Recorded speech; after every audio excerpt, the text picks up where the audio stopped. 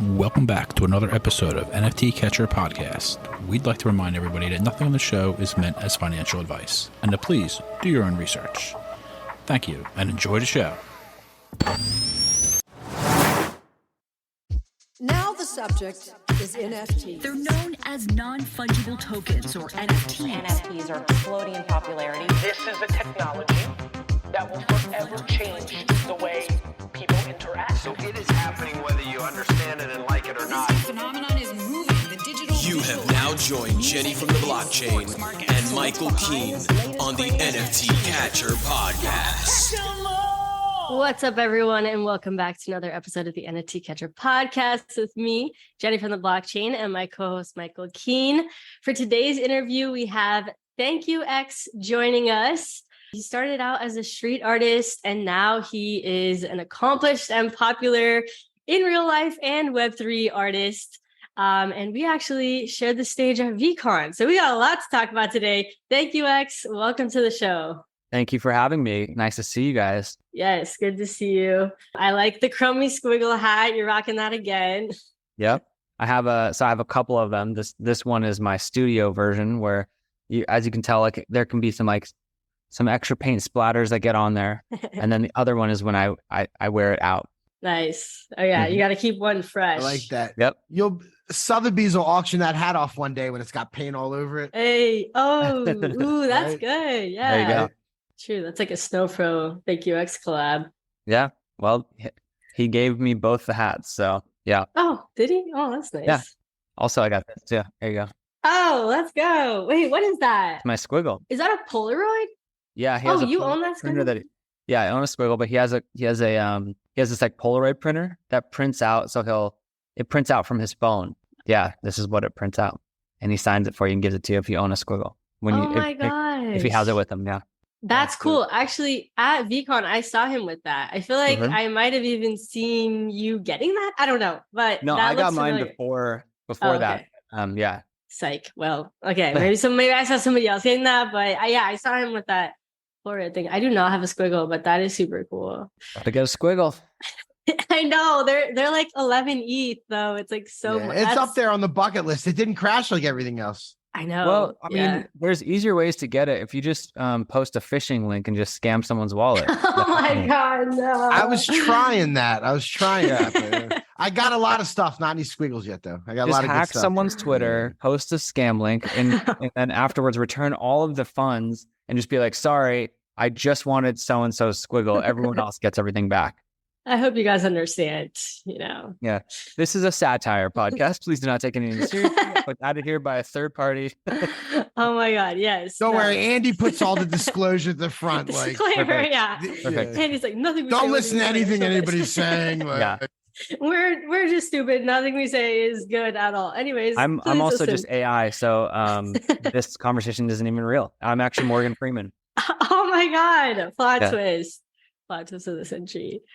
All right, we really do have a lot to talk about, but I do want to start it with hearing about how you got into Web3, because I know that you started out as a street artist. You're spray painting like Andy Warhol. stencils, of Andy Warhol, and then you were signing it, and you were just saying like ThankYouX, like as like a homage to him. Yep. And then everybody was like, "Oh, who's this artist ThankYouX?" And that's how your name came about. Yeah. And now that's like exactly how it happened. Yeah. Yeah, which you go by, which I think that's super cool. Like, you didn't even come up with your own name. Like everyone else kind of came up with it for you in a way. Yeah. I feel like I wouldn't be good at coming up with my own nickname anyways. So like I was just kind of going by X just because I didn't know what to go by. So for me, it was just kind of like anonymous, at the time. And yeah, that's how it happened. So like different street art blogs were like referring to me as ThankYouX and posting the work that I'd put up like the night before. And I saw it once and I was kind of like, okay, idiots, that's not what I go by. And then like I saw two more do it and I was like, actually, maybe that's kind of a good name. Like it doesn't really make sense. And I'll just buy the domain name and see what happens. Yeah. That's cool. Yeah. I've always wondered what the origin, and then I was like doing more research. I'm like, oh, that makes a lot of sense. Yeah. And then, from there, I mean, I started doing street art, graffiti stuff when I was like a younger kid, but then took a lot of time off, toured with bands, did all this stuff, and then moved to LA in 2009 and was working a full-time job there and kind of got back into like doing street art there. And I think that like at that time I was like more consistent. I was like an adult by then. I was like, oh, if I'm going to do some stuff, I should have like a consistent style. And so, I was just putting stuff out, and then pretty quickly, like the name ThankYouX stuck. And so I just ran with that. And so I've been ThankYouX since 2009, gone through like a few different phases, went from like, a lot of image-based stuff, like the stencils and like portrait stuff that I was doing. And then I wanted to go more abstract. That always like kind of resonated with me. So I went more abstract and was doing these like geometric cubes. I kept it on the streets. I was doing like big murals and stuff like that. I still do murals to this day with that cube pattern. Did a bunch of gallery shows, all this stuff. And then actually in 2020 is when I got introduced to Web3. A few of my friends and collectors were like asking me if I knew about it and were like sending me links. And to be honest, like a few of them sent me the same link, which was to like a podcast that Blau had done in 2020 explaining art on the blockchain. And for me, it was pretty instant. And I was like, okay, I think I understand what this is. And it's like, I shouldn't say I fully understand. Like it's, like I know how to use my computer, right? And log onto this podcast and do all that stuff, but I don't know how the computer actually like was built, right? So like, that's like my knowledge of understanding, I should say that to start. And as I got more into it, I just dove more in and deeper and better understanding. But I think Blau, the way he explained it in this podcast was like anyone could understand, and it was very helpful for me. And then I just got linked up with Nifty Gateway through a mutual friend of mine, and it's just kind of like hit the ground running. Okay, so Nifty Gateway, that was where you kind of put out your art at first. Yeah.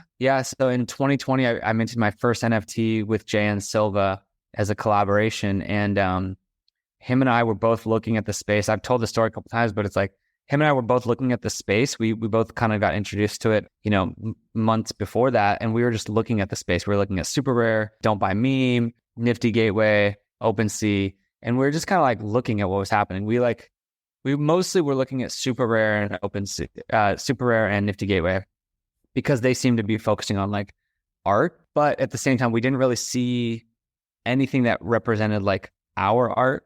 And so we were kind of like, oh, well, maybe there's like a void there that like we could fill, that like maybe this will work if we do it, The other thought was, this is going to do horrible because there's nothing like us and nobody wants us here, Both being people that weren't looked at as like, we were more like looked at as like physical artists, right? I mean, I was, at least. With him, it was like digital photography and stuff like that. But so Nifty Gateway gave us a drop December 2020.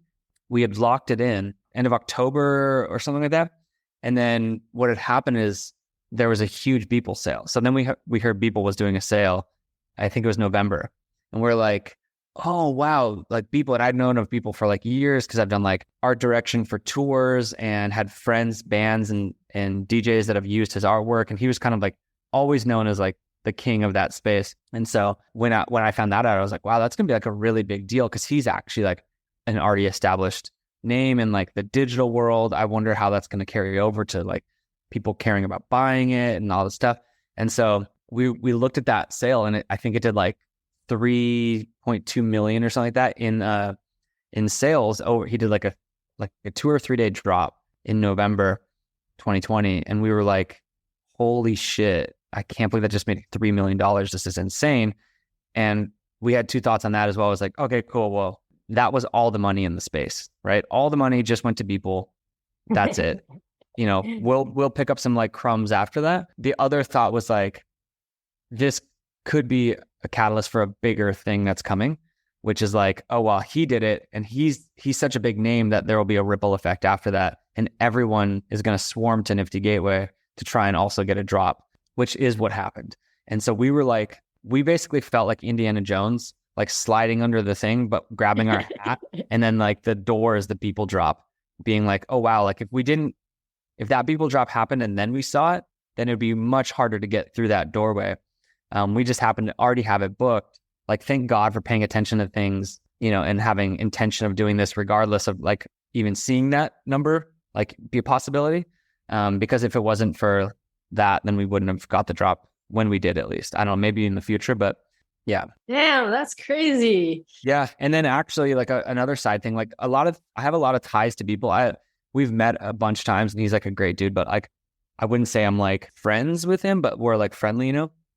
But I have like all these ties to him where like the day of our drop, we were in Clubhouse and he was on stage and someone was interviewing him. And then someone's like, hey, can you come up on stage?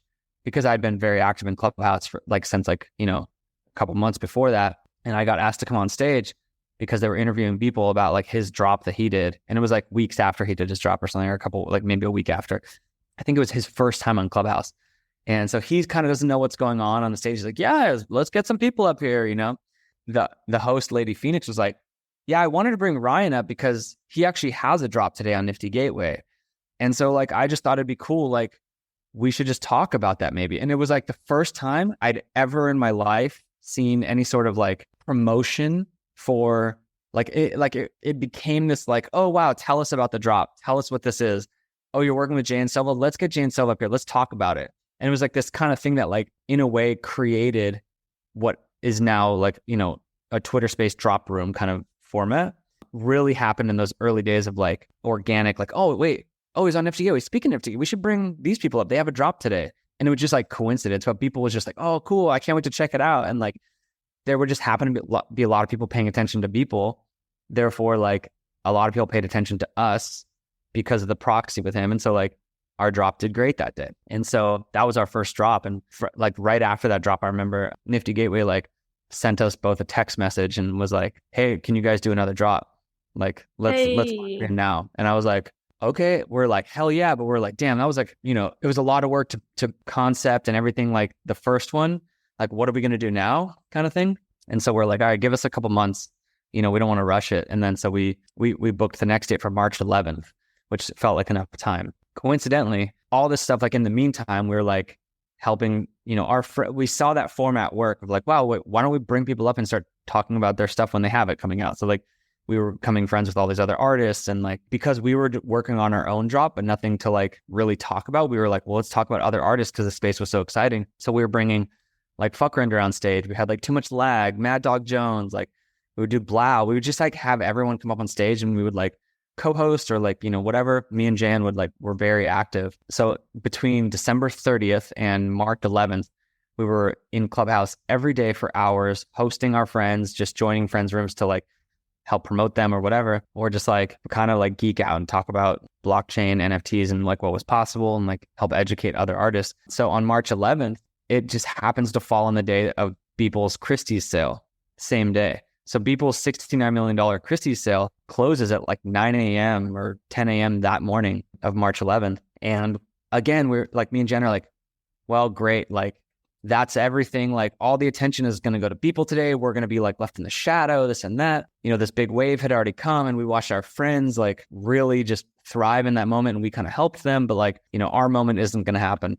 And then what actually happened is that like, because of his sale, the word NFT had traveled farther than it had ever traveled before. It made every headline that same day. So everyone's Googling NFT, like sale, whatever. And they're trying to figure out like what the next thing was. And unfortunately they found us and we weren't ever going to be as big as Beeple, but our sale did like insane that day. And it was like, the first one was the beginning of just like, oh my God, we love this new territory. And the other one just elevated us on the level of like, oh my God, like, how did we get here? Like, how did we get here? And it changed both of our lives forever. That's amazing. I know Michael wants to say something about the Clubhouse thing. Clubhouse, yeah. No, those early days of Clubhouse were the best. I didn't get on until February 2021, but I mean, it was just awesome. Great vibes, great people, awesome stuff going on. Really good perspective. I love taking that trip down memory lane and hearing like how I like your perspective, how you like, you know, that like it's a lot about timing and you were kind of in the right place at the right time a couple times and you were early, but you took a chance to be early. It didn't just get lucky. Like you were there and you made that happen. And then, and then something else catalyzed it into something huge. It was really cool. Really inspiring. Yeah. I think that like, you know, you can't argue luck, I think, but I think you have to be able to put yourself in that position, you know? Yeah. that could have very easily just been like, nah, I'll see what happens with this whole thing. And then if it works, then I'll chime in. But like when we were looking at it, we weren't ever looking at it from like a financial standpoint. We were like, oh, this is interesting. Right. Like, I wonder what we can do with this space. And like, how can we build a branch of our tree and see where this can take us versus like, oh my God, we're going to make $1 million, you know? But yeah, the Clubhouse days, I think that will, you know, nothing in my life will ever be the same as those days of early Clubhouse where you're connecting with people that just kind of like were drawn together by this common curiosity of what this all around the world. There are people chiming world. In from anywhere you can imagine. All walks of life. And like, you know, like it's kind of one of those things like if you have a dog and you're walking in the neighborhood, you meet other people that have dogs and you just like talk to them, whatever, like, and it could be like a 75-year-old nurse that like whatever, but you have nothing else in common except you have a dog. And like, that's how, but you're like, hey, what's up, Cheryl? Like, hi, how are you? And like, you talk because you guys have this dog. And that's what that was. But on this like crazy level of like curiosity from all around the world. And it was like 24/7 Clubhouse was like, there was 5 NFT rooms at one point, you know, like in the early days in like October, November, I remember we would be in these rooms and there'd be like 15 people. And I was like, oh my God, I can't believe 15 people are in this Clubhouse room talking about NFTs. This is crazy. And I met some like of now like my very close friends by like those early rooms, you know? So it's just wild. And like, it's something you can't even explain how crazy it was. And I think that you'll agree with that. Like trying to like explain how actually crazy it was will never, unless you were in it, you won't really fully understand, I think. It was once in a lifetime for sure. Yeah. And so when I was going over my my research and researching you for the episode, I came across one of your pieces, Crimewave, that I guess I forgot that it was yours or I didn't know it, but I remember when it came out because it's so beautiful. It's like this, like, I don't know how to even describe it. It looks almost like a pool of paint, but it's like water and it's like sloshing all around. I just remember, well, that's about 2 years ago, I guess, right? It would have been. I just remember staring at that and loving that piece. So anybody should look that up. You can see it on Nifty Gateway or OpenSea. Can you tell, like, so what is the process on making something like that? Is it like a program where you're like, now make it be like water? Or do you have to like, what do you have to do? Just, it's just AI. I just type in a few words. Right, you just say, I just want watercolors splashing around. Like, yeah. So my thing is like, it's so funny. I was tweeting today about something and I think that like the idea and the concept are actually the art. And then the execution is the output, or like forms the output. But like, you can't really have the execution without the idea, right? Because then it's just kind of abstract and you're just kind of going through it. But so everything I make and put out starts as like a physical painting. So that's a physical painting that I have. And one thing that I always wanted to do in this space was have pieces have true ownership. And so I've seen a lot of people come in the space that are like maybe more known for paintings, and they come in and they sell an NFT of a painting that they've already sold, right? Like maybe years prior to show, and they'll maybe animate it or whatever. But what I wanted to do is not do that. Like, I don't want to have multiple media points of what that ownership looks like, right? Like that one, for instance, is an edition. I think that one's 15 or something like that. Like it's a pretty low edition. And I wanted those 15 people who own that piece to be the only 15 people of that artwork, right? So what we did with that piece was like, let's bring it to life. Let's animate it. Let's make it a thing. Like it's a 16:9 ratio. I want it to fit on a screen. I wanted to like, someone could hang it on their wall. And yeah, the concept was that like the majority of that painting is blue. I felt like it was very like ocean-like. So I wanted to like add that to it. But I have that painting, so I'll never do anything with that painting. You know, like I own it. It's in my archive. It's actually like technically my wife owns it because she won't let me. That was always the one that she was like, you can never sell this piece because I love this piece. And so shout out to her for allowing me to sell it as NFTs. And then the same with like, there's every painting I ever make will never be sold the physical. Does that make sense? Like I'll never do both unless it's a meaningful thing where I'm doing them both together and it's like explained. But I just feel like it's a kind of weird backwards thing when I see someone come in and they're like, yeah, here's this painting I made in 2008. And now it's for sale for you in a digital form. It's like, well, that seems kind of lazy and like kind of like what's the point, you know? So like, yeah, with that one, the whole concept was like, let's make this thing Let's bring it in 3D. And yeah, that's the origin story for that one. And I think that one was the first time that I had done one that was a full painting, like a full screen. Because usually the other stuff that I was releasing was like a scene in a museum and stuff like that. But I was like, well, what if it was something that could hang on the wall? Like it, so yeah. I brought back a lot of memories when I came across it earlier. It was last night. Brought back a lot of memories, man. It's a really beautiful piece. And Crimewave is a song by Crystal Castles. So that inspired the name of it. And I felt like the movement of the song is like this, and it felt like you're kind of like the motion of the ocean, Love that. Yeah. The motion of the ocean. That's a good it sounds rhyme. worse than I meant it, but yeah. Yeah. Okay, but speaking of music, I definitely want to talk about the Hans Zimmer collab because we had a panel together at VCon. I was the moderator. It was you, Snowfro, Corey Van Loo, and Betty. I think just the four, right? Yeah. Yep. And and one of the things, because you're the only person that I hadn't actually known beforehand, which I was like surprised I didn't know you, but yeah, so then I was like looking into you and stuff, and then I was like, I asked you, I was like, is this good? Like, what else should we talk about? And you're like, oh, my Hans Zimmer collab. And I was like, Hans Zimmer collab? What? That's crazy. And then we got into that, and you said like the first coolest thing that you've ever done was like the space thing, which we also talked about that, sending your painting into space. But the second thing was like the Hans Zimmer collab. And you said that, you're really into like listening to music, and you like to listen to his music while you create art. So it just made sense. And you had never collabed with any artist before, but the one person you would collab with would be Hans Zimmer. And then, the stars aligned, and next thing you know, you're collabing with Hans Zimmer, which I love that. I love when, you kind of set your intention for what you want and it comes to you. But so how did that process go? Did you meet Hans Zimmer in person? What was that like? And how was that whole experience? So, one thing I want to say is so Hans Zimmer to me is, in my mind, one of the most culturally relevant people that has his hand on many artist mediums, by way of influence. So many people, and I mean so many people, whether you're a coder, whether you're a painter, whether you're a 3D artist, whether you're a sculptor, all of these people listen to Hans Zimmer. It's calming. It's like there's no words, so it's like this different thing, right?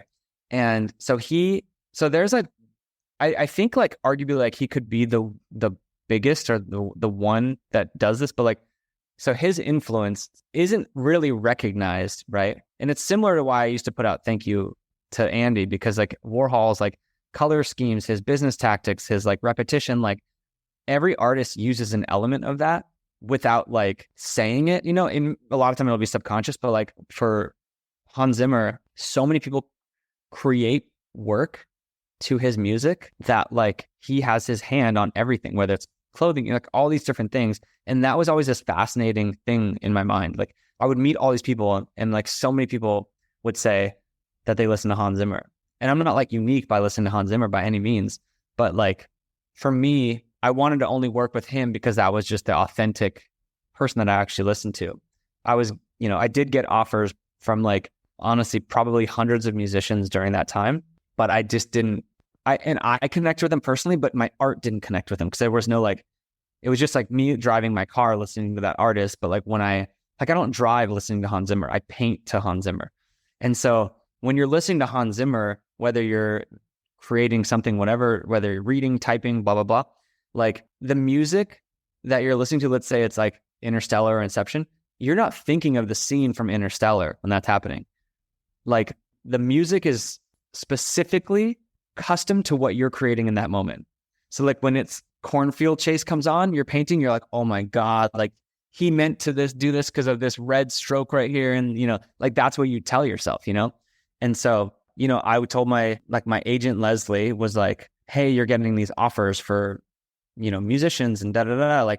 I keep just telling them no, but is there anyone that you would ever want to work with? And that's when I said, to be honest, I don't think so, because Hans would be the only person. And obviously that's not going to happen because he's Hans Zimmer and doesn't care about NFTs and this and that. And then she actually was like, wow, that's actually a pretty brilliant idea. Let me see what I can do. And I was like, okay, yeah, right. Good luck. And I'm kind of like a realist, even though I'm a dreamer. I'm like, yeah. Like if there's something that's like within reach, I'll try it. But I was kind of like, it's not going to happen. And then she texted me like a couple days later being like, all right, you have a meeting with Hans on Wednesday. And I'm like, what? And yeah, so that's how that happened. And I met with him in person at his studio, which is like the crazy experience ever. It's like going to Disneyland if you're like into that, but like a Hans Zimmer Disneyland. And it's kind of like what you'd expect. You go, you like check in at a desk, and then like someone like comes and gets you and like walks you through and like tells you like, oh, like, yeah, this studio was when he did this or this, da da da da. Like, oh, like so-and-so has an office here. Daft Punk works over here. You know, his like all this crazy things. Like every little thing that they say is like a mind-blowing thing. And then they're like, and then you get to Hans' studio, you know, and you walk in and it's like this insane, like it feels like you're all of a sudden in a castle, but it's in like Santa Monica. And yeah, Hans was like the sweetest guy. And he had like basically researched me, like when the opportunity like was presented to him. And we just kind of started talking. And at first we were like all sitting in a circle. It was like his manager, my agent, and then like a couple people that worked for him. And then it slowly became a thing where like it was just me and him talking, and like they were talking about business stuff and we were just like talking about creative stuff. And he actually like, he was like, look, I've been trying to tell my manager about NFTs. It's been such an interesting space, da da da. And I was like, whoa, what, you know about NFTs? Like, and we just started talking. And then randomly in that conversation, we found out that we had like a mutual patron, that like the person who like collected one of my first art pieces was a person that gave him his big break in music. And like, we were both kind of like saying like, oh my God, like if not for her, I wouldn't have been like where I'm at. And so of course we like both instantly like texted her being like, oh, I'm with Hans, I'm with ThankYouX. And then she was like, oh, you guys got to work together. And so that really helped seal the deal. It wasn't like the way we met, but it was like the kind of, when you say like the stars aligned, it was like, oh my God, like everything fell into place. You know, from there, the creative started. That was like the first time we met, actually. And then we were like, all right, well, if we're going to do this, we have to do this like from scratch. That was it. I was like, look, I would, you know, like if you want to send me a song, you know, I don't know. And he's like, no, we're doing this. This is a collaboration. We're starting from scratch. And I was like, hell yeah. And so we just started like, you know, throwing ideas back and forth on email and text. And then he would like FaceTime me randomly. I remember I like I like hurt my back at one point, and like I was walking out of a chiropractor office and I get a FaceTime alert from Hans, and I was just like, what the fuck? And then it was Hans. He's like, hey, I'm in Mexico. I just had this idea. And I'm like, amazing. So yeah, that experience was pretty crazy. And to be honest, originally we had talked to Nifty Gateway about doing the drop, and we were going to do like a drop on Nifty Gateway. I called Nifty and I was like, look, I kind of want to do this at like an auction house. You know, are you guys okay with that? And they're like, we fully support whatever you want to do. We'll support it from our end, you know. And so we talked Phillips Auction House, and they were like really excited about it. And so they helped like coordinate the deal with us. And yeah, then I met him. This is crazy because I met him March 25th, I believe. And we did the drop July, I think 19th or something like that, or July 9th. So we had been working on it secretly for months.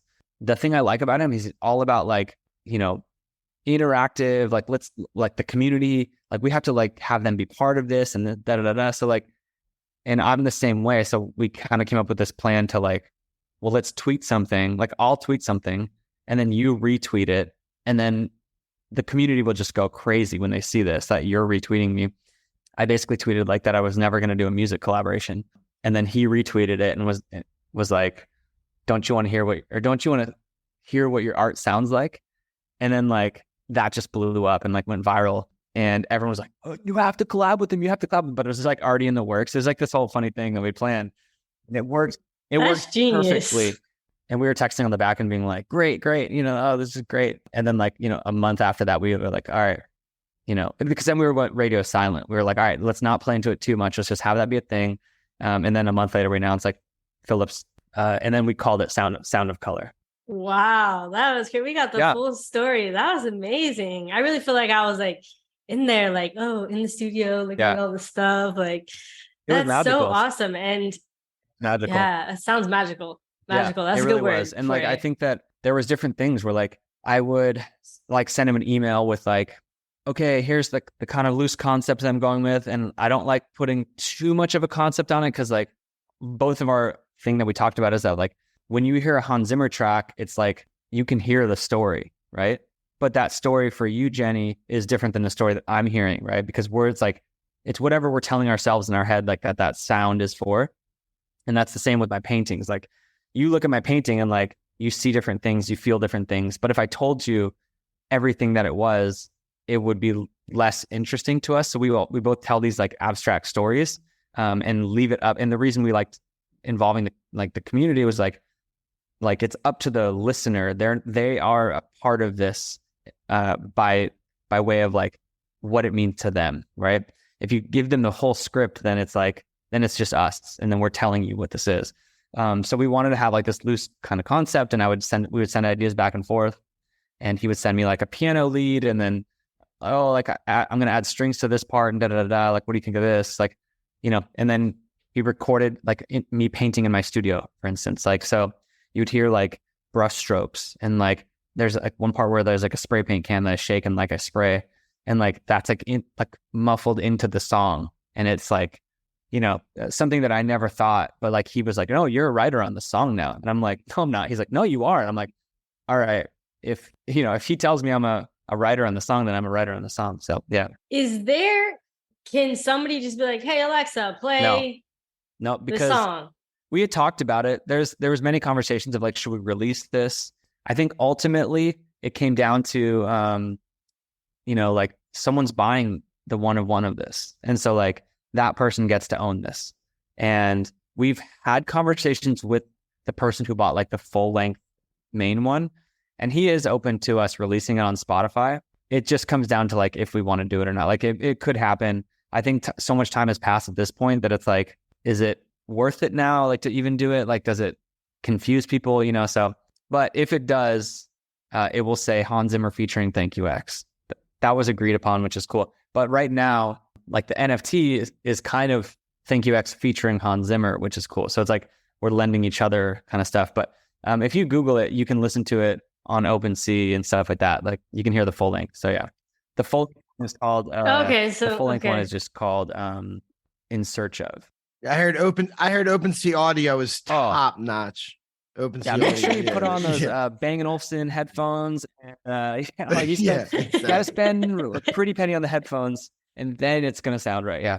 They spend a lot of that dev money on. That's actually one of their main focuses. They're like, what did that? Should we worry about royalties? You know what? Honestly, we got to focus on audio. Like how this sounds is our main focus. Yeah. Totally. What did that go for? The whole collection sold for $500,000. Beautiful. And it's three pieces. Nice. Yeah.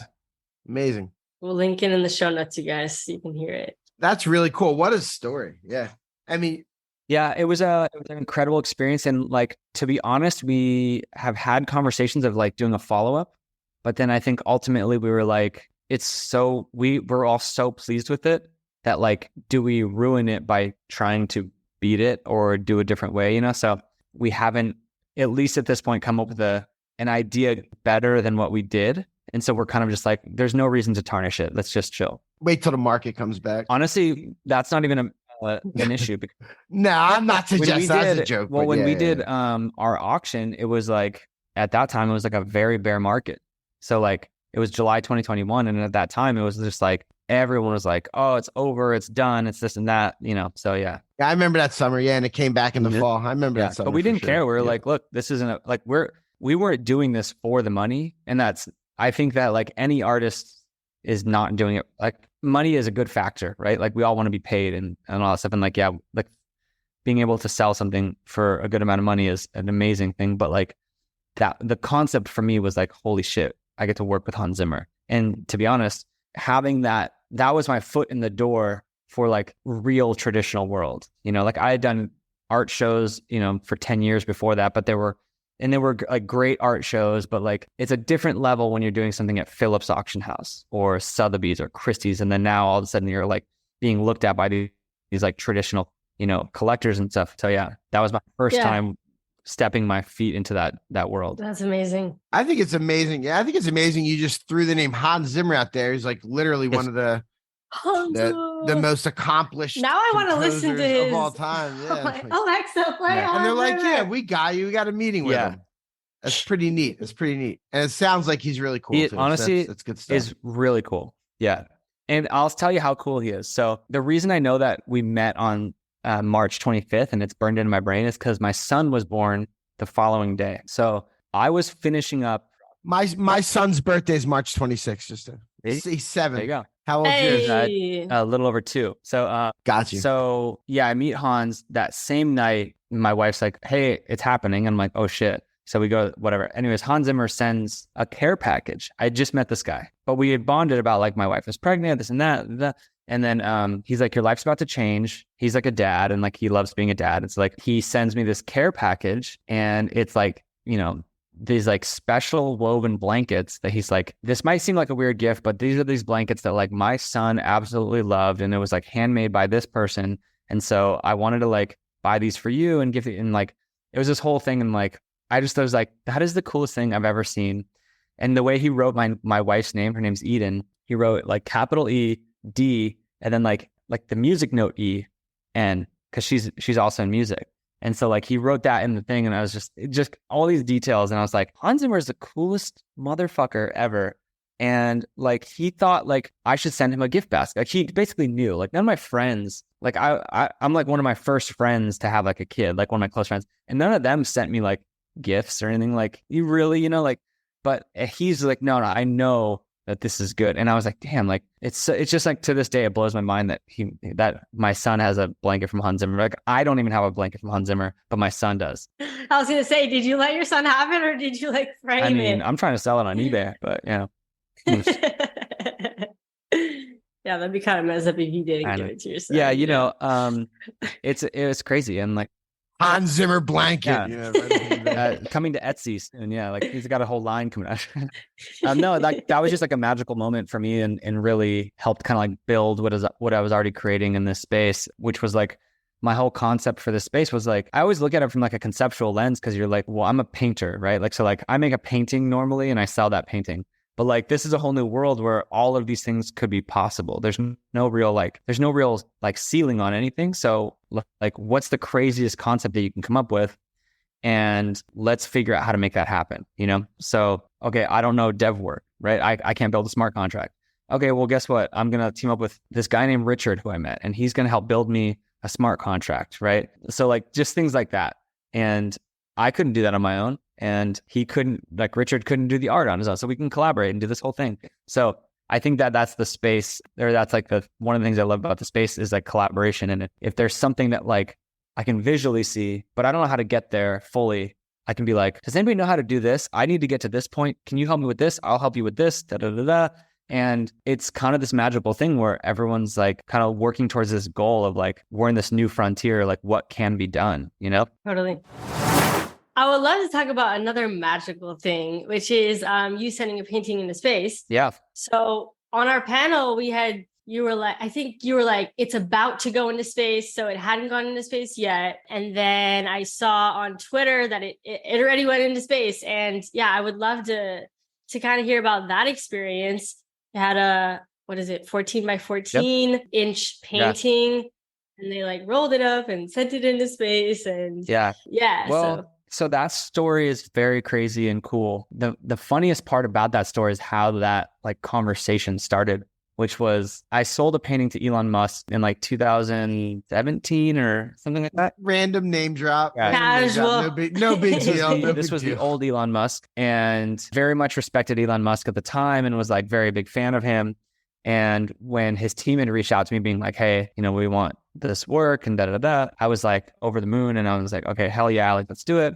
Of course, I'm the kind of person who's like, you give me an inch, I'm going to take a mile, right? So like, they're like, oh, you know, we love your work. And I was like, oh my God, like I watch every SpaceX launch. I'm like a nerd with this stuff. Like I've always wanted to go to space, this, that. So they were like, cool. And I was like, can I get a tour of SpaceX also? They're like, yeah, we'll line that up for you. Get a tour of SpaceX. I was like, all right, what if can I paint a rocket? And they're like, no. Like I was like, what about a landing pad? They're like, no. And I'm like, what about sending an art piece to space? They're like, no, like, so like all these things, I was just like trying to throw ideas of like how I could work with SpaceX. So SpaceX actually has a school on their campus in Hawthorne. I don't know if they still do, but at the time they did. They I think a year later they brought me back because they wanted me to paint this mural at this school to like inspire kids and all this stuff like that go to the school. So basically not everyone, but like, you know, when you go to like a gym and there's like a little playground area for the kids, it's that for the parents of SpaceX, they provide a school on campus but it's like this like crazy high level school. It's like a private school, but for children of SpaceX employees and Anyways, they wanted me to paint this big thing inside there. I ended up not doing it, but I was always trying to figure out how I could work with SpaceX. Like, what's a SpaceX collab? And nothing ever really worked out. And I was telling someone the story because they asked me about somehow like space got brought up, and I was telling them. And then I told them, I was like, yeah, I wanted to send a painting to space. And they told me how hard it was because they have to get all these like sign-offs from other governments because of the International Space Station. And like, you have to like go through like just like everyone who's part of the space station has to like sign off on it. And they're like, we're not going to waste that ask on like an artist, like, so I was like, all right. And so the person I was telling this to was like, wait, would you still want to send something to space? And I had no idea who this person was. They were like a friend of a friend. And we were walking around Freeze Art Fair in LA. I was like, yeah, I mean, one day maybe, and they're like, okay. And they start texting and they're like, do you have anything that you could send that's ready to go? And I'm like, what do you mean? And they're like, yeah, like it has to be this size. And I was like, yeah. And I didn't really have anything fully ready, but I had like something, And I was like, yeah, absolutely. It's ready. And they're like, okay, send it out like Monday. And I'm like, 100%. So I spent all weekend like finishing this piece and like cutting it down because like I've never painted something 14 by 14. It's like this big, And so like I'm painting like this something bigger. And I'm like, all right, this is the best section of that. Like, let's cut this. Let's make it a little better. I send it out and turns out I get to put a painting in space. And like I had to send it to Houston. They had to like run all these tests on it, like make sure there's no like weird chemicals because it's going to the International Space Station. And yeah, then they launched it into space a couple months later. Like I think it was like a total process of like 2 months or something.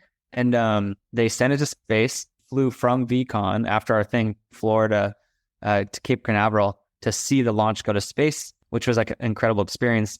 And yeah, they roll it up in a tube, take it to space. They let it float around. They take pictures of it, like floating around at the space station and stuff. And it was there for 9 days, orbited the Earth, I think like 135 times, which is so crazy. And then came back, landed in the ocean, and they like retrieved it, spent like, I think a couple weeks, like going through everything that was in space. And then like they shipped it to New York because we had agreed to sell it at Sotheby's, and it was at Sotheby's, New York. Yeah. Why did they why was that even an option to have art be taken to space? Yeah, it's a horrible idea. I have no idea. I asked the same question, but like the thing is that as you've noticed over the past couple of years, they're trying to really push like recreational space travel.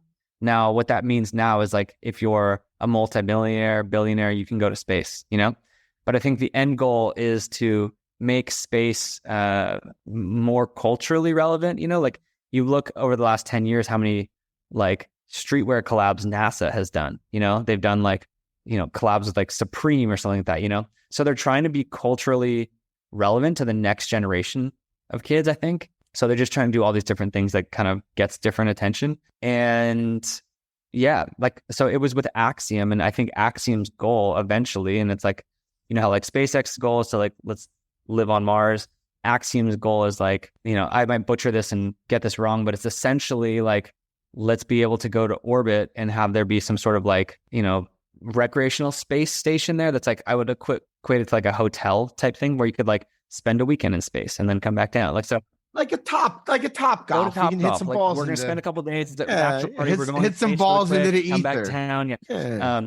No, so I think that's just like the long-term goal. And I think that they have like, like just different things like that that they want to like start opening up to. And then they're just interested in arts and stuff like that. So yeah. That's insane. Do you know Mike Mongo? Maybe. Is he Mike Mongo? He's an astronaut teacher, I believe. Wears his glasses upside down. Yeah, and he wears his glasses upside down. Exactly. So, a really good dude. He's old school Clubhouse as well. To be honest, I was not aware of him, but I met him right after our panel at VCon because he heard me go in space. Oh, wow. And he came up to me and he started talking to me. He's like, I live in Cape Canaveral, this and that. Like he's the real deal. Mike is and great. What's cool is he basically actually gave me a ton of good information. Like he was like, all right, when you go there, you're probably going to like, if you're VIP, you're going to watch from this dock, like there are this like viewing point, like, cause there's like different levels of where you get to watch from. And I happen to get to watch from like the best, like there's no one closer to me, except for if you work for, you know, NASA, the government, whatever. Like if you're working on the launch, you're closer to me. Otherwise it's like me and like 100 other people that are on this like balcony. But he was telling me like, all right, be sure when you go there, do this, like, don't worry about this. And like, he kind of really gave me a ton of new insight that I hadn't had before. And we tried to link up while we were there, but the timing just didn't work out because I had too many obligations already that I had to do. But he gave me like a good vegan restaurant to go to there because I'm vegan. So shout out to him. Me too. Nice. Let's go. So yeah, shout out to him. Yeah. Amazing. Love that. Yeah, Mike's a good dude. Cool. That's it. That's a really cool story too. Look at you, man. You got all kinds of good stuff going on. Yeah, this has been a lot of fun stories. You're a good storyteller too. I will say. Oh, thank you. You're good at painting a picture. Yeah, you have the gift well, of gab. if you give me a good, like, you could ask me about something that I was just like, oh yeah, that was cool. But like those just happen to be the things that I'm like, holy shit, those were like really cool and exciting. So those were like, you know, I always look for like tentpole moments, you know, that like I can look back to. And like, you know, in life, you kind of look at things and you're like, did that happen before this or this, you know, like in like whatever it is, like, did I move like this time or blah, blah. And like a lot of times you like equate it to like negative things. So I try to put it to positive things. So I try to like have these like tentpole moments that like I can be like, oh, that was like after my Hans Zimmer thing or before space, you know? So yeah. I like that. Okay, so Michael, do you have any more questions? That you one of the questions I really like to ask people is pretty simple, but I want to give you a chance to shout out some other artists that you think deserve some light, some shine. I love to see who other artists and other people's favorite artists are and learn. And so, if you got any you'd like to mention, yeah, I mean, Ed Balloon, I think is like one of my favorites. I think that we love Ed. Just like we love Ed. Super positive and really just like a passionate soul. I've never met like someone as passionate as him, and his music is great. But what he's doing with like generative art and this kind of like stop motion stuff is just really cool, and I think a little different. I'm trying to think like Random Freaks is an artist I really, really love. We've never met in person, but like, we follow each other and like we support each other. He makes these crazy little sets like on like a desk basically. And then the NFT that he makes from it is like a scene inside that. And it's just like, he must have been like that designer. It's really, really cool. So he's someone that, like, I just followed. He's dope. Someone that I look at and I'm just like, that. Damn, like, you know, when you look at people and you're like, I wish I thought of that, or I wish I could do that. Like, he's one of those guys that like, he'll just be on a level that I look at it and I'm like, man, there's so much respect for that. It's just different than everything else in the space. And I love that. Like a lot of my peers, like Fuck Render, Victor Mascara, I think is like my favorite artist in the space, period. Who else? Brian Brinkman, not that he needs any more shine, but he's just like always kind of like pushing and doing cool stuff. Jeremy Booth, Kath Zimmer. Yeah. Those are the quick names that come to my head. Like, beautiful. Great list. I love like Diana Sinclair, Seneca. Like Seneca is one of my favorite artists, period. I think that she's going to be known beyond the NFT space, and she's going to be like this mega star in the art world in probably a few years. Yeah. Wow. Great list. Love that. Random Freaks. That is really neat. I'm glad that's a new follow for me. I haven't seen that. I've actually been following him. But we should get him on the pod. Random Freaks and Joe P's, I think, are the people who kind of like blew me away, like just by being different. And I think that like there was nothing like them in the space before. And so they kind of came in and they're like, well, I'm going to do my thing. And it just shook everyone. And everyone's like, oh shit, this is so different. You know, like I love it. Yep. Awesome. Amazing. Yeah. All right, cool. Well, on to our gas bar segment. So basically, we're going to ask each 5 rapid fire questions, not necessarily having to do with Web3. And yeah, you can answer them as quickly as you'd like. So I guess I'll go first.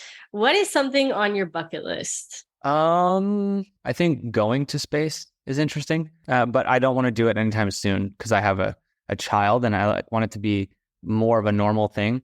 But I think that would be very interesting. I'm obsessed with like floating. So like I love space. I love underwater. Those are like, you know, not that I want to go on a submarine, but I like scuba diving. You know, I'm not trying to go like Titanic style, but yeah. I have a cousin who swears that the earth is flat. He like swears the earth is flat. One of my goals in life is to be able to take him up and show him. That's one of my like main goals. Just wish I could be that way, man. Like I wish I did. It just seems so funny to me. Yeah. I know. There's YouTube videos that will almost convince you. Like, you know what I mean? Like how people can make it. Like he shows me and like, yeah, I know. I will. What's the best concert you've ever been to? Ooh, man, I've been to so many. Best concert I've been to. I mean, look, Hans Zimmer was up there when he played Coachella. That was incredible. Best concert. Damn, I don't know. Hard to say. Okay. Maybe like AFI, like in their heyday, like in like 2006, like was a really good era to watch them. Yeah, I just went to a hardcore show over the weekend, which was very fun. Let's see. Yeah, I want to see Daft Punk live though. So whenever they come back and play. So that's your bucket list. Daft Punk's your bucket list. Concert. Yeah. All right, we got you. Jenny's turn. Sorry about that. Okay. Ironically, mine also has to do with music, but what song cheers you up after a bad day? There's this, there's a song. Okay, anything by Peggy Goo would be good, but I would say that like a lot of stuff I've been doing recently goes back to like the new Skrillex album. There's a song called Leave Me Like This, and it's just a banger and it puts me in a good mood. And yeah, so like right now that's my current one. Nice. What's the most interesting thing you learned recently? That the earth is flat, and I learned it from your cousin. That's interesting. That's interesting. Yeah, he sent me a cool YouTube link, and all of a sudden it's like, oh, I guess so. I don't know. Like, what else have I learned recently? I love learning. I was always bad at school, but I always loved learning. So yeah, I like to be constantly learning new things I don't know offhand. What I've learned recently, not sure. My questions are falling flat. I know, I'm sorry. I'm sorry. Yeah, okay, no, it's all good. It's all good. I got one that you will definitely have an answer to. What was the worst job you've ever had? Worst job? I mean, I've probably had every job you can think of. And if it's not that, then it's like 1 degree away from it. Man, like, I mean, I worked at Mac Makeup, selling makeup for a long time. That was actually, Seriously? That was sick though. Oh my God, that's cool. I worked valet in high school. That was awesome. I worked at like grocery stores as like a stock guy. That was fun. Though I think the worst job was like, oh dude, I had the worst job ever. I sold bean bags. That was the worst job ever. Bean bags? Wait, what do you mean? How do you I worked at a store. Like a kiosk? I worked at a store that sold bean bags and futons. Is that like that Love Sack or something? It predates that. Just like old, like I'm washed up, like it's just a fucking bean. Gotcha. Yeah, that was my worst job. Or I worked for a law firm as like a data entry person. So I'd have. You had a lot of jobs. Yeah, that's not even scratching the surface. I've had every job, but like I used to have to like scan court cases and like take the staples out and this and that, and it was just like a. Okay, that sounds boring. That sounds like the worst job. I like walked out one day, and I really needed the money. That's how bad it was. Damn. Nice. Yeah. What's one food you cannot live without? Man, I love chips and salsa. Chips and salsa. Yeah. Love it. I guess this depends on if you like pulling pranks or not, but what is the best prank you've ever played on someone? Oh man, I've done like a lot of pranks. A lot of them like in today's climate wouldn't fly. And I would cancel myself. But I mean, we were on tour one time with a band and we were texting the singer of another band pretending we were a girl. We were like catfishing him. And that was just like the whole tour. We were just messing with this guy. Like, it's so fucked up now that I think about it, but it was a really fun way to pass time on like 10-hour drives in the middle of nowhere. Other than that, yeah, that was a pretty good one. I mean, you know what I used to do? I used to Photoshop like Coachella lineups and like South by Southwest, like fake flyers. So that I would make like fake announcements like from Golden Voice and then like make it look like they deleted it. And then just try to start like fake rumors based around like musicians performing. Like I'd put like Dolly Parton is performing the Wheaties party at South by Southwest and like just kind of make this whole flyer and like to the point where like someone on one side or another would have to make an official statement being like, this is not true. And this is like way before this was like a normal thing. My friends and I would do this and it was very funny. That's awesome. Yeah. So you were a prankster. Yeah. Amazing. That's pretty funny. If you could master any language immediately, what would it be? Farsi. My wife's Persian. And so I think that would just be Farsi. Dope. And so if I could speak Farsi, then my son would speak Farsi and it would just be cool to have that as part of his culture and help with that. Yeah. Have you ever visited Iran? No, can't say I have, and probably won't. Yeah. Probably won't. No. It's actually, it seems pretty nice. If you watch the travel videos, they're very welcoming, amazing people. Oh, it's a beautiful place. I'm not gonna go there. Amazing history. Yeah. It used to be a great place to visit. Now it's right. It's not as bad as you think, though, to visit. It's safe. And depends. Have you been there, Michael? Or no? No, I haven't. But I watch. Yes. I mean, you're right. I'm only watching travel videos of people. So maybe what else is a great place if you look at travel videos? North Korea. Not really. If there's people that show the real deal, and they say that show the real deal, Iran too. Yeah. Right. Well, sure. No. Oh, well, no doubt. And there was within the last year, there's been some really bad, the protests and the girl that was killed because she took her hijab. Like that stuff's horrible. Horrible. The government's horrible. And I'm not trying to, I completely separating that. The people are amazing, welcoming, nice, and they are really nice to you. And there's amazing places I don't judge to go. the people, but the government is a disgrace. The government is. I'm not trying to say anything. No one should ever compare the people to the government. It would be like if you looked at Americans and were like anything in politics, like no matter what side you're on, totally being tied to any sort of party, like on another, like every party is bad, right? Like someone's going to do something bad at some point. Like we go to war, all that stuff is horrible. Like if I went somewhere and they're like, oh, you are bad because of this person, I'd be like, oh, hold on. I didn't vote for that person, or I didn't vote for and that happens. That happens. So, it's hard to separate. So I love Iranians, and I love like the culture of like that. I don't need to go to Iran yet. Not on my list. So my final question is, and this is one of my favorite questions to ask because I love reading, but what is a book that has changed your life? I'm gonna go ahead and plug my boy Bobby's book. NFTs are a scam. NFTs are the future. I think that it was a really telling story, and like it was evolving in real time. And I think that it will stand the test of time and truly capture a moment of what was happening, like while he was writing it, as opposed to just like one specific story that happened. And yeah, I think that that's a book that I would say I will always kind of go back to. The other one would be like the Rick Rubin book that he just released. I think it's called like The Creative Way or something like that. And it was co-written by Neil Strauss and The Creative Act. The Creative Act. Yeah. So it's him and Neil Strauss wrote this book, and it's phenomenal. If you listen, like I listen to the audio version because Rick Rubin does the audio. And so like when I go on a walk or something like that, I'll listen to it and it'll be like, it'll say things just like, and you're just like, oh, it's just like, what? Oh, it changed my whole day. Like, you could do the same thing 3 days in a row in the same exact point of your house. Or like if you're standing outside doing the same exact thing 3 days in a row, each time we'll have a different experience because the wind will be different. This will happen. And like we're constantly in motion. And so like there was just all these things that like inspired me in the way that they storytell. So yeah, that's a good one. Neil Strauss wrote the first Jenkins the Valet book as well. Just a side Neil note. Strauss is a legend. I surf with him. He's a great dude. Oh wow. What? Yeah. Every Monday. That's great. We're in a surf club. Web3 surf club. You're lying. Swear. Are you actually? Yeah. What? You follow me on Instagram. Web3 surf selfies. club. We post almost every Monday we surf. Yeah. What? That's wild. This one might have to get retired, but we'll see how it goes. Punks or apes? Punks or apes? I know. Dude, I come know. on. There was never in my life ever. I knew what your answer was going to be. Ever a question. I get that answer. When we first started asking this, it was like 50-50 because the apes are worth more and and then it's just now like is irrelevant. we haven't had an ape. We haven't had an apes in a couple months now. Like I'm embarrassed to ask it anymore. I bought an ape at Mint.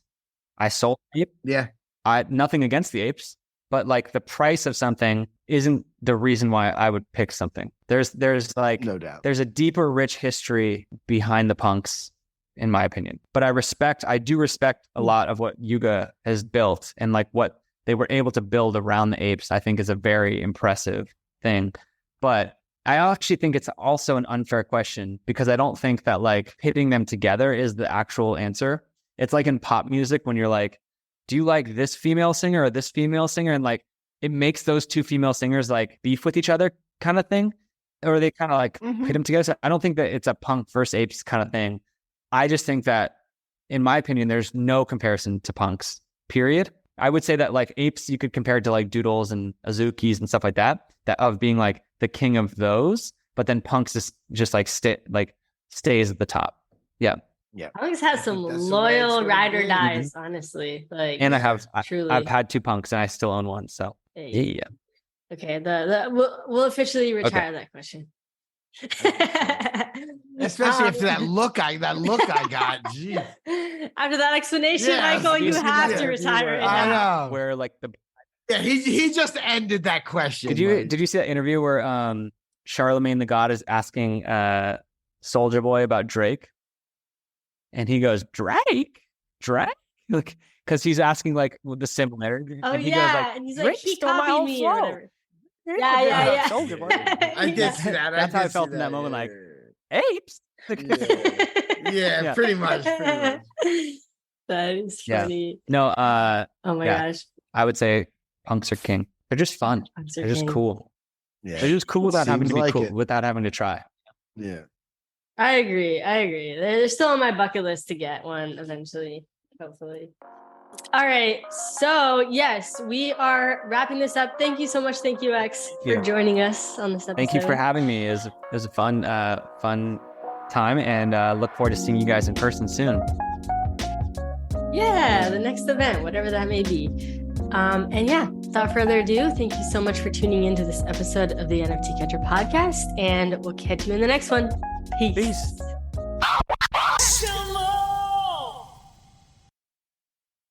Thank you for tuning in to the NFT Catcher podcast. We hope you enjoyed today's episode and learned something new about the exciting world of NFTs. If you enjoyed today's episode, please take a moment to subscribe to our podcast on Apple, Spotify, or wherever you listen to your podcasts. And if you really love what you're hearing, please leave us a rating and review on your favorite platform. If you want to stay up to date with the latest news and insights from the NFT space, be sure to follow us on all the socials at NFT Catcher Pod. You can follow Jennifer at Jennifer_pseudo and Michael at NFTicket.